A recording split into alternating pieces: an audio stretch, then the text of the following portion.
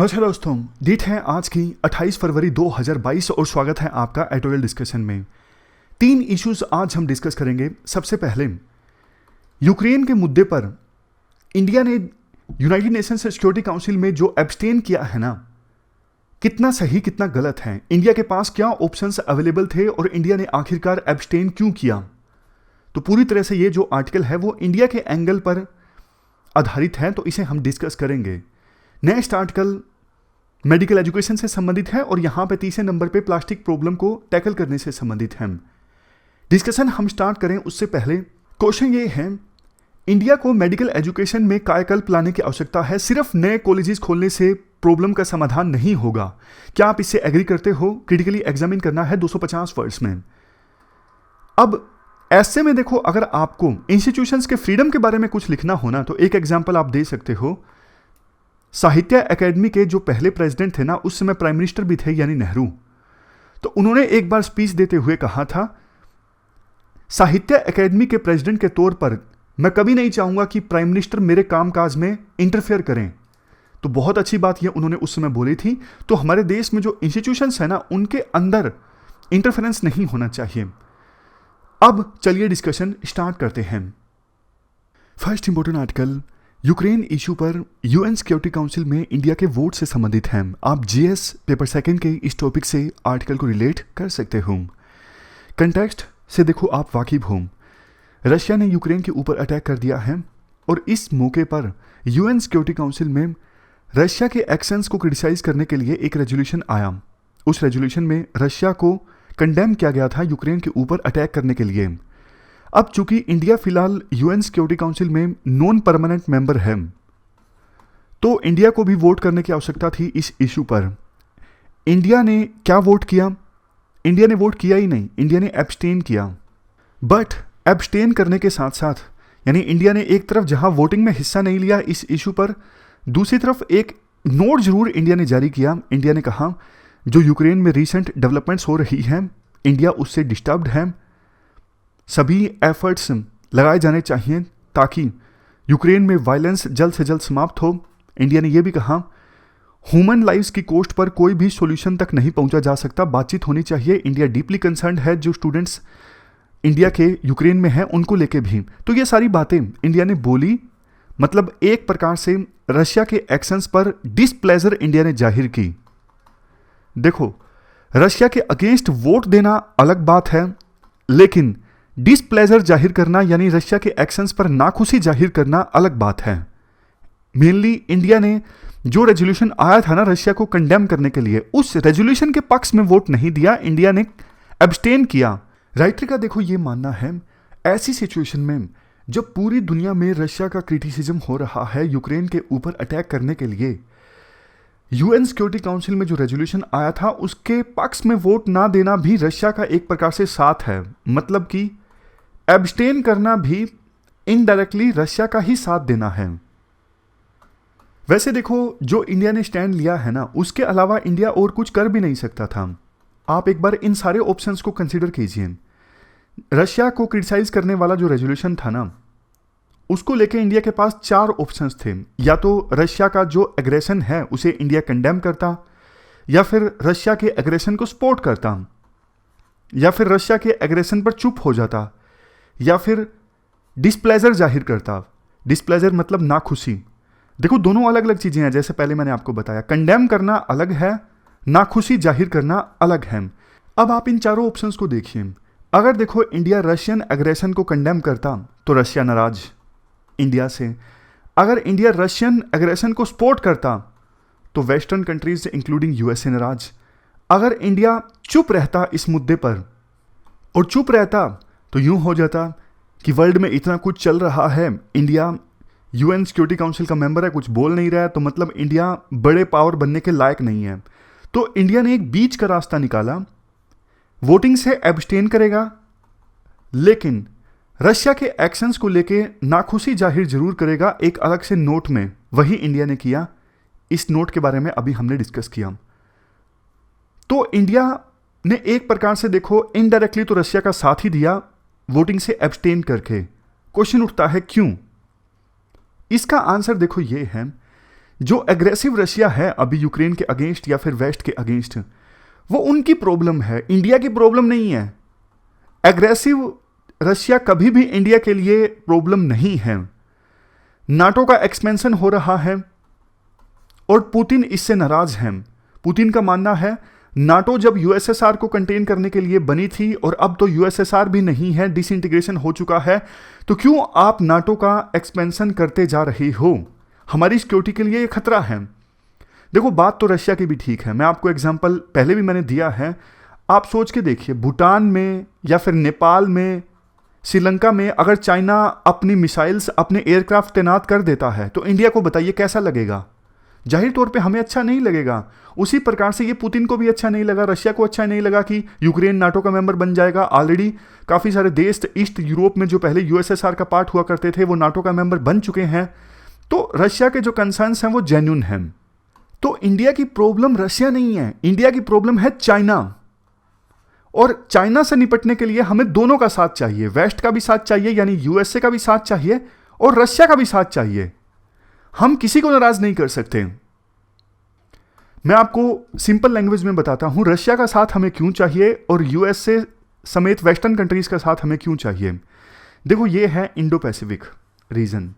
Indo Pacific region में आपको पता है चाइना की जो एग्रेशन है वो इंक्रीज होती जा रही है और रशिया का कोई बहुत बड़ा रोल है नहीं इंडो पैसिफिक रीजन में। तो इंडो पैसिफिक रीजन में हमें अगर निपटना है ना चाइना से, तो हमें यूएसए और दूसरे वेस्टर्न कंट्रीज का साथ चाहिए। अब बात करते हैं रशिया का साथ क्यों चाहिए। देखो सीधी सी बात है, रशिया से हम इतने हथियार इंपोर्ट करते हैं, चलो वो भी अलग बात है। आप कॉन्टिनेंटल चीज़ों को देखिए, इंडो पैसिफिक रीजन में चाइना को काउंटर करने के लिए हमें वेस्ट का साथ चाहिए था ना, उसी प्रकार से एशिया के कॉन्टिनेंट में आज के समय में रशिया का जो रोल है ना बहुत ज़्यादा बढ़ गया है।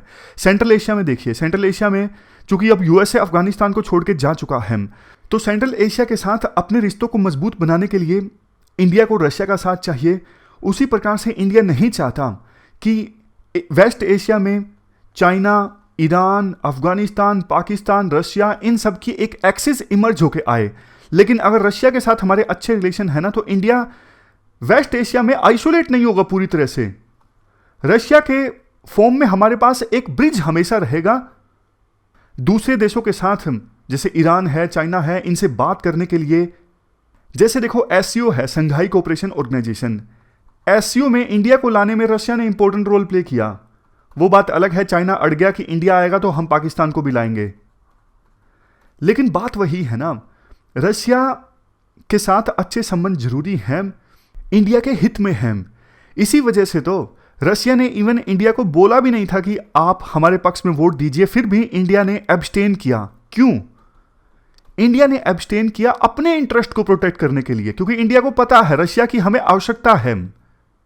बेशक देखो रशिया ने जो एक्शंस लिए हैं यूक्रेन के अगेंस्ट, उससे इंडिया को भी नुकसान होगा बाकी देशों की तरह। कैसे? देखो जो कुछ रशिया ने किया ना, आने वाले समय में अगर रशिया जिस पर्पज के साथ रशिया ने यूक्रेन के ऊपर अटैक किया है वो पर्पज रशिया का सफल हो गया ना, तो आने वाले समय में हार्ड पावर यानी मिलिट्री पावर की जो इंपॉर्टेंस है वो और ज़्यादा बढ़ जाएगी। जैसे जर्मनी का एग्जाम्पल लीजिए, आज की ही खबर है, जर्मनी पहले डिफेंस पे ज़्यादा खर्चा नहीं करता था, लेकिन अब जर्मनी ने भी कहा है कि हम $100 बिलियन डिफेंस पे खर्च करेंगे। तो सॉफ्ट पावर का इंपॉर्टेंस जो बढ़ी थी ना, अब हार्ड पावर की इंपॉर्टेंस फिर से इंक्रीज होगी। यानी लोग, विभिन्न देशों को लगेगा कि हाँ मिलिट्री पर खर्च करना जरूरी है। चाइना जैसे देश देख लीजिए, चाइना जैसे देश अगर रशिया सफल हो गया तो उनका भी मन करेगा कि हम भी ताइवान के ऊपर अटैक करते हैं और ताइवान को इंटीग्रेट कर लेते हैं चाइना के अंदर। नेक्स्ट, जो सैंक्शंस लगे हैं ना रशिया के ऊपर, उसकी वजह से, उन सैंक्शंस की वजह से इंडिया का भी रशिया के साथ ट्रेड करना डिफिकल्ट हो जाएगा। नेक्स्ट पॉइंट, रशिया के ऊपर सैंक्शंस लगने की वजह से रशिया और चाइना और ज्यादा करीब आ जाएंगे, और ज्यादा घनिष्ठ मित्र बन जाएंगे। ये इंडिया के हित में नहीं है। नेक्स्ट पॉइंट, रशिया के ऊपर अगर देखो वेस्ट ज्यादा फोकस करेगा तो जाहिर तौर पर चाइना को और ज्यादा समय मिल गया, चाइना अपनी मनमर्जी से ग्रो कर सकता है, सुपर पावर बनने की दिशा में आगे बढ़ सकता है, क्योंकि वेस्ट का जो ज्यादा ध्यान है वो तो रशिया पर होगा। अब लास्ट में वैसे देखो एक बात ये भी आ जाती है क्या इंडिया ने अपने इंटरेस्ट को ज़्यादा तवज्जो दी है एज कंपेरिजन टू प्रिंसिपल्स? क्योंकि देखो, एक तरफ अगर इंडिया रशिया के एक्शंस को कंडेम करता तो मतलब इंडिया के लिए प्रिंसिपल्स ज़्यादा इंपॉर्टेंट है, नॉन इंटरवेंशन। रशिया ने तो सोवरेनिटी का भी वायलेशन किया है ना यूक्रेन का, तो रशिया ने जो कुछ किया है वो गलत किया है, वो प्रिंसिपल्स के अगेंस्ट है। लेकिन दूसरी तरफ थे इंडिया के इंटरेस्ट। इंडिया के इंटरेस्ट इसलिए क्योंकि अगर इंडिया रशिया को कंडेम करता तो रशिया से हमारी मनमुटाव हो जाता, हो सकता है कि कल को और ज़्यादा दरारें आ जाती इंडिया रशिया के रिलेशनशिप में। इसलिए इंडिया ने ये जो द्वंद्व था ना, प्रिंसिपल्स को ज़्यादा तवज्जो दें या फिर अपने इंटरेस्ट पर, तो इंडिया ने अपने इंटरेस्ट पर ज़्यादा फोकस किया, ना कि प्रिंसिपल्स पर। वैसे भी देखो, इंडिया बाकी देशों की तरह अपने इंटरेस्ट पर ही ज़्यादा फोकस करता है। जैसे नेपाल देखिए, नेपाल में संविधान बन रहा था, लेकिन इंडिया चाहता था कि नेपाल अपना संविधान बनाए, इंडिया के हिसाब से इंडिया के कंसर्न्स को एड्रेस करे। तो समय आने पर इंडिया अपने नेबर्स के डोमेस्टिक अफेयर्स में भी इंटरफेयर करता रहता है, यानी इंटरेस्ट पर फोकस इंडिया बाकी देशों की तरह करता है। लेकिन ये जो मामला था ना यूक्रेन रशिया वाला, ये ऐसा मामला था जिसमें इंडिया के डायरेक्टली तो कोई इंटरेस्ट इन्वॉल्व नहीं थे, लेकिन हाँ, इंटरेस्ट इंडिया के इनडायरेक्टली इन्वॉल्व थे, रशिया के साथ अच्छी दोस्ती मेंटेन करके रखना। तो उस इशू पर भी इंडिया ने अपने इंटरेस्ट पर ज़्यादा फोकस किया, ना कि प्रिंसिपल्स पर। यह चीज़ देखो केस स्टडी में भी पूछी जा सकती है एथिक्स में, कि एक तरफ प्रिंसिपल्स की बात है, दूसरी तरफ अपने नेशनल इंटरेस्ट की बात है, आप किसको चूज करोगे? जाहिर तौर पर देखो, आप नेशनल इंटरेस्ट को तो सेक्रीफाइस नहीं कर सकते, लेकिन इंडिया ने जो कुछ किया ना वो बिल्कुल सही किया। इंडिया ने एक तरफ वोटिंग में तो एब्सटेन किया, लेकिन बार बार जो चीज़ मैं बोल रहा हूं, एक एडिशनल नोट जारी किया जिसमें रशिया के एक्शंस को लेकर नाखुशी जाहिर की, यानी कि रशिया को नाराज भी नहीं किया और ये नोट जारी करके बता दिया कि इंडिया जो है अपने प्रिंसिपल्स के प्रति कमिटेड है। बट देखो आगे आगे अगर वेस्ट और रशिया के बीच में टेंशन्स और ज़्यादा बढ़ती है ना, ऑलरेडी बहुत ज़्यादा बढ़ गई हैं, तो फिर इंडिया एक काफ़ी डिफिकल्ट सिचुएशन में आ जाएगा। और जो स्ट्रेटेजिक ऑटोनमी हमेशा इंडिया रखना चाहता है अपनी फॉरेन पॉलिसी में, बहुत दबाव में आ जाएगा इंडिया। वेस्ट कहेगा आप रशिया के खिलाफ बोलिए, रशिया ये बोलेगा कि हम आपके पुराने साथी हैं, आप हमारा साथ दीजिए, आपको हमसे हथियार भी चाहिए, हम आपका साथ देंगे वेस्ट एशिया में। तो फिर इंडिया के लिए दोनों के बीच में बैलेंस इस्टेब्लिश करना एक टाइट रस्सी के ऊपर चलने समान होगा। आगे आगे इंडिया की स्ट्रेटेजिक ऑटोनमी का टेस्ट होगा, एक तरफ वेस्ट का प्रेशर आएगा, दूसरी तरफ रशिया का प्रेशर भी आएगा। तो ये हमने पूरा आर्टिकल डिस्कस किया सिक्योरिटी काउंसिल में यूक्रेन के मुद्दे पर इंडिया के द्वारा वोट करने से संबंधित। चलते हैं आगे। इसके बाद नेक्स्ट जो आर्टिकल है वो देखो मेडिकल एजुकेशन से संबंधित है। आप जीएस पेपर सेकंड के इस टॉपिक से आर्टिकल को रिलेट कर सकते हो। देखो आज के समय में आप देख रहे हो किस प्रकार से यूक्रेन में युद्ध स्टार्ट होने के बाद हमारे देश के हजारों जो स्टूडेंट्स हैं वो यूक्रेन में फंस गए हैं। अब उनको इवैक्यूएट करने के ऑपरेशंस चल रहे हैं। अब क्वेश्चन ये उठता है कि आखिरकार इतनी बड़ी संख्या में इंडिया के जो स्टूडेंट्स हैं वहां पे क्या कर रहे हैं? ईस्ट यूरोप में खास करके इंडिया के स्टूडेंट्स ज़्यादा क्यों जाते हैं? क्योंकि देखो वहां पे मेडिकल एजुकेशन रिलेटिवली सस्ती है। हमारे देश में बहुत सारे ऐसे स्टूडेंट्स जो एमबीबीएस करना चाहते हैं लेकिन उनका हो नहीं पाता एडमिशन। प्राइवेट कॉलेज में करें तो फीस ज़्यादा लगती है, 50 लाख से लेके 1.5 करोड़ के बीच में। बट यूक्रेन और दूसरे ईस्ट यूरोपियन कंट्रीज जैसे रोमानिया, बुल्गारिया, यहाँ पे ना मेडिकल एजुकेशन काफ़ी सस्ती है। 20-25 लाख में, मतलब ये रेंज आसपास की है, 20-25 लाख में वहाँ पे एमबीबीएस हो जाती है। तो सस्ता ऑप्शन है ईस्ट यूरोपियन कंट्रीज में मेडिकल एजुकेशन करने का। इस वजह से हमारे देश के बहुत सारे जो स्टूडेंट्स हैं वो ईस्ट यूरोपियन कंट्रीज में हैं, खास करके यूक्रेन में मेडिकल एजुकेशन प्राप्त करने के लिए। अब यहां पे देखो दो चीजें हैं। पहली चीज, इतने सारे स्टूडेंट्स ईस्ट यूरोपियन कंट्रीज में चले तो जाते हैं, लेकिन यहां पे आने के बाद प्रैक्टिस स्टार्ट करने से पहले उन्हें एक टेस्ट देना पड़ता है। अब वो टेस्ट जो है ना वो ज़्यादातर बच्चों से क्लियर होता नहीं है। इंडियन एक्सप्रेस का अलग से एक आर्टिकल था जिसमें दिया हुआ था कि पासिंग परसेंटेज इतनी रहती है सिर्फ 16%, 16-17%। तो यूक्रेन से दूसरे ईस्ट यूरोपियन कंट्री से एमबीबीएस करने के बावजूद बच्चे यहाँ पर फिर से कोचिंग ज्वाइन करते हैं ताकि वो जो टेस्ट है ना वो क्लियर हो सके और उन्हें यहाँ पर प्रैक्टिस करने की इजाज़त मिले। लेकिन बहुत मुश्किल से वो टेस्ट क्लियर कर पाते हैं। ये काफ़ी दुखद बात है। अब टेस्ट क्लियर नहीं किया तो उनका तो पूरा जो भविष्य था, इतनी मेहनत थी, वो सारी खत्म हो गई ना। अब दूसरा एस्पेक्ट ये है, प्रधानमंत्री मोदी ने एक वेबिनार संबोधित किया था जिसमें उन्होंने कहा कि मेडिकल एजुकेशन के लिए इंडिया के स्टूडेंट्स छोटे छोटे देशों में जाते हैं तो प्राइवेट सेक्टर को एंकरेज करना चाहिए कि वो भी मेडिकल एजुकेशन में अपना रोल प्ले करे और यहाँ पर भी ज़्यादा से ज़्यादा मेडिकल कॉलेज खुले और मेडिकल एजुकेशन इंडिया में भी सस्ती हो।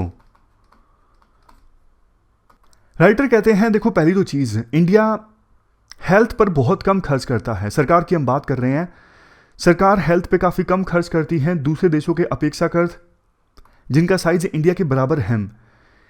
यहाँ पर देखो 1000 इंडियंस के पीछे एक डॉक्टर है और स्पेशलिस्ट डॉक्टर्स की संख्या तो और भी ज़्यादा कम है। तो अगर इंडिया में ज़्यादा डॉक्टर्स बनते हैं, ज़्यादा स्टूडेंट्स डॉक्टर बनते हैं तो ये विन विन सिचुएशन है। इंडिया में हेल्थ इंफ्रास्ट्रक्चर भी इंप्रूव होगा और ये सारे लोग जो यूक्रेन में जाके एजुकेशन प्राप्त करते हैं वो यूक्रेन नहीं जाएंगे और बहुत सारी जो इनकम है इंडिया से यूरोप में चली जाती थी जब बच्चे वहाँ पर पढ़ने के लिए जाते हैं वो भी बच जाएगी। लेकिन देखो एक चीज़ यहाँ पर राइटर बहुत अच्छी बोलते हैं, अगर आपने सीधा सीधा मेडिकल कॉलेजेस की संख्या इंक्रीज कर दी ना बिना इंफ्रास्ट्रक्चर इंक्रीज किए और ये इंश्योर नहीं किया कि नए मेडिकल कॉलेजेस जो खुलें उसमें एजुकेशन क्वालिटी वाली प्रोवाइड की जाए, तो फिर जैसा इंजीनियरिंग के केस में हुआ ना, इतने सारे छोटे छोटे इंजीनियरिंग कॉलेजेस खुल गए लेकिन इंफ्रास्ट्रक्चर कुछ नहीं, फैकल्टीज़ की क्वालिटी बहुत बेकार, बच्चे बीटेक करके निकलते फिर से उन्हें कोई कोर्स करना पड़ता स्किल हासिल करने के लिए ताकि उनकी जॉब लग सके।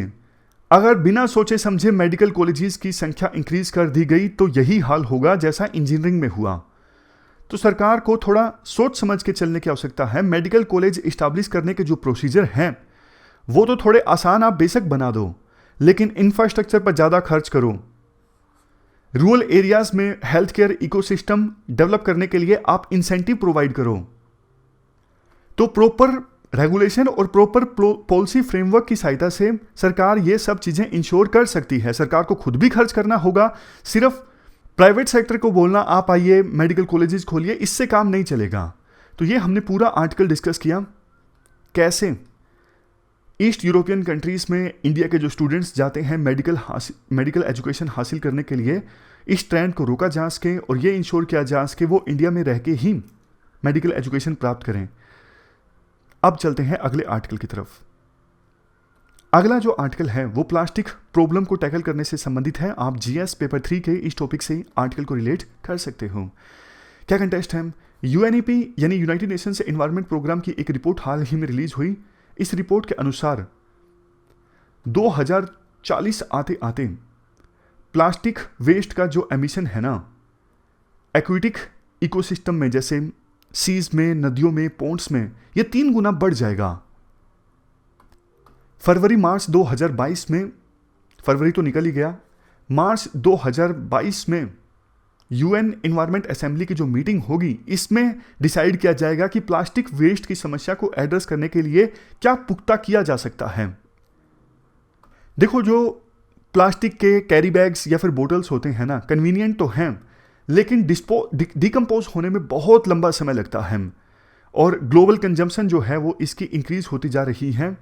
रिसाइकलिंग प्रोग्राम जो है इनफ नहीं है, इस वजह से प्लास्टिक यूज ज़्यादा हो रहा है लेकिन डिकम्पोज ना होने की वजह से वो अर्थ पर ही इधर उधर पड़ा रहता है, चला जाता है एक्वेटिक इकोसिस्टम में। मछलियाँ वगैरह जो हैं वो डिग्रेडेड प्लास्टिक को कंज्यूम कर लेती हैं, बाद में इंसान भी उन्हीं मछलियों को कंज्यूम करता है, तो इंसान में भी प्लास्टिक के जो कण हैं आ जाते हैं, इंसान की जो हालत है, हेल्थ है, वो भी प्रभावित होती है। और प्लास्टिक के कंज्यूम करने की वजह से चूँकि देखो मछलियाँ काफ़ी मर जाती हैं, तो मछुआरे जब उन मछलियों को पकड़ने जाते हैं उन्हें इनफ मछलियाँ भी नहीं मिलती हैं, तो यानी फिशरमैन का जो लाइवलीहुड है वो भी प्रभावित होता है एक्वेटिक इकोसिस्टम में प्लास्टिक की मात्रा बढ़ने की वजह से। इसीलिए देखो बहुत सारे देश ऐसे हैं, बहुत सारे रीजन्स ऐसे हैं जिन्होंने प्लास्टिक बैग्स को पूरी तरह से बैन कर दिया है, लेकिन कई सारे रीजन्स ऐसे भी हैं जो पूरी तरह से प्लास्टिक को बैन नहीं कर पा रहे हैं। क्योंकि देखो, प्लास्टिक को जब पूरी तरह से बैन कर दिया जाता है, एक तो कंज्यूमर्स को इनकन्वीनियंस होती है, मतलब हर कोई देखो नहीं ले जा पाता कैरी बैग अपने साथ। नेक्स्ट, अगर प्लास्टिक फैक्ट्रीज पूरी तरह से बंद हो जाती हैं तो अनएम्प्लॉयमेंट भी काफ़ी आएगी, इससे इनकम लेस जनरेट होगी, और प्लास्टिक की जगह क्या यूज़ किया जाए, सब्स्टिट्यूशन कॉस्ट भी बढ़ जाएगी। तो इस वजह से क्या किया जाए, प्लास्टिक को जो रीजन्स नहीं बैन कर पा रहे हैं उसका क्या सॉल्यूशन है?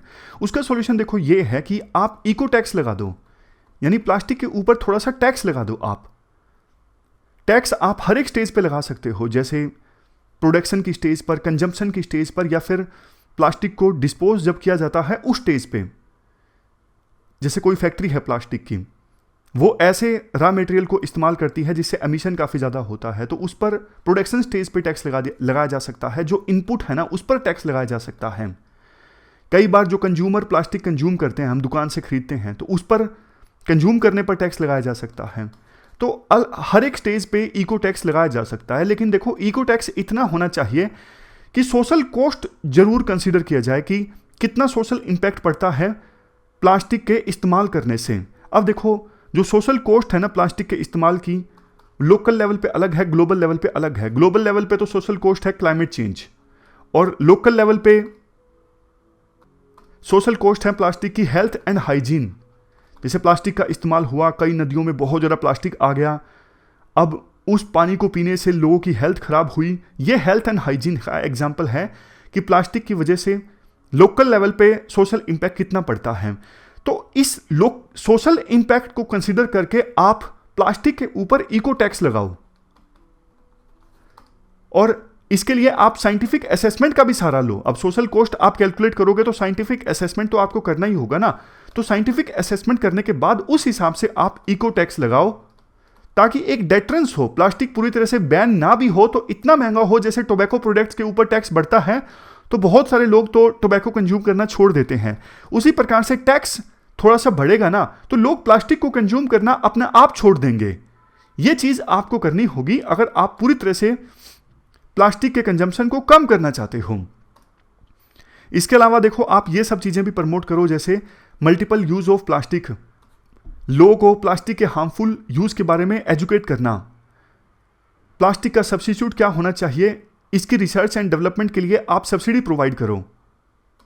और जो प्लास्टिक वेस्ट है ना, उसका कंस्ट्रक्टिव यूज होना चाहिए, जैसे रोड बनाने में। तो एक कॉम्प्रिहेंसिव पॉलिसी मेजर लेना जरूरी है। अगर प्लास्टिक के यूज को कम करना है, सिर्फ बोलने से काम नहीं चलेगा। तो ये हमने पूरा आर्टिकल डिस्कस किया प्लास्टिक यूज को टैकल करने से संबंधित। अब लास्ट में थोड़ा सा स्टैटिक भी देख लेते हैं। आज का जो स्टैटिक है वो देखो इंटरनल सिक्योरिटी से संबंधित है। मेनली तो देखो कीवर्ड्स हैं जो आप अपने आंसर्स में इस्तेमाल कर सकते हो, तो जल्दी जल्दी हम देख लेते हैं ताकि आपके दिमाग में प्रिंट हो जाए। कौटिल्य के अर्थशास्त्र ने देखो सिक्योरिटी थ्रेट्स को ना इस प्रकार से क्लासिफाई किया। एक्सटर्नल सिक्योरिटी थ्रेट्स जैसे terrorism, war with neighbouring countries हैं। इंटरनल सिक्योरिटी थ्रेट्स जैसे कि naxalism, communal activities, lone wolf attack. इसके बाद तीसरे नंबर पे है internally aided external security threats, जैसे कि देखो हमारे देश के अंदर कुछ एक्सट्रीमिस्ट या फिर सेपरेटिस्ट ऑर्गेनाइजेशन हों, वो दूसरे देश का साथ देती हों। Externally aided internal security threats जैसे पाकिस्तान मदद करता है हमारे देश में जम्मू एंड कश्मीर में टेरर ऑर्गेनाइजेशंस को। तो ये क्लासिफिकेशन है कौटिल्य के अर्थशास्त्र के अनुसार। इंटरनल सिक्योरिटी प्रॉब्लम्स जो हैं हमारे देश में, उसके पीछे कौन से फैक्टर्स रिस्पॉन्सिबल हैं? अनएम्प्लॉयमेंट, मतलब लोग बेरोजगार हैं तो क्या करेंगे, फिर गलत रास्ते पर चल पड़ते हैं। जैसे कश्मीर में कहा जाता है अनएम्प्लॉयमेंट की समस्या ना हो तो इतने सारे लोग हथियार ना उठाएं। उसके बाद next unequal penetration of growth, अमीर और गरीब के बीच खाई बढ़ रही है। कम्युनल डिवाइड, हेट्रेड हमारी सोसाइटी में बढ़ रहा है, आपको पता है। Interstate dispute, separatist tendency, increase in caste awareness, tensions among various caste. और पॉलिटिशियंस भी इस प्रकार की आइडेंटिटीज का फायदा उठाते हैं। कोई धर्म के नाम पे खेलता है, कोई जाति के नाम पे, कोई रीजन के नाम पे। मतलब जिस पॉलिटिशियन को फायदा लगता है कि इस आइडेंटिटी के आधार पे हम पोलराइज करेंगे तो हमें वोट मिलेंगे, तो पॉलिटिशियंस उस पर खेल जाते हैं। Next administrative and governance failure, जैसे नक्सलिज्म है, वहां पे डेवलपमेंट के फ्रूट्स नहीं पहुंच पाए ना, तभी तो लोगों ने हथियार उठाए। Poverty, unfriendly neighbour Pakistan, porous border Nepal cross करना बहुत आसान है। म्यांमार भी देख लीजिए, यहाँ पे इंसर्जेंट है, अटैक करते हैं, म्यांमार में चले जाते हैं।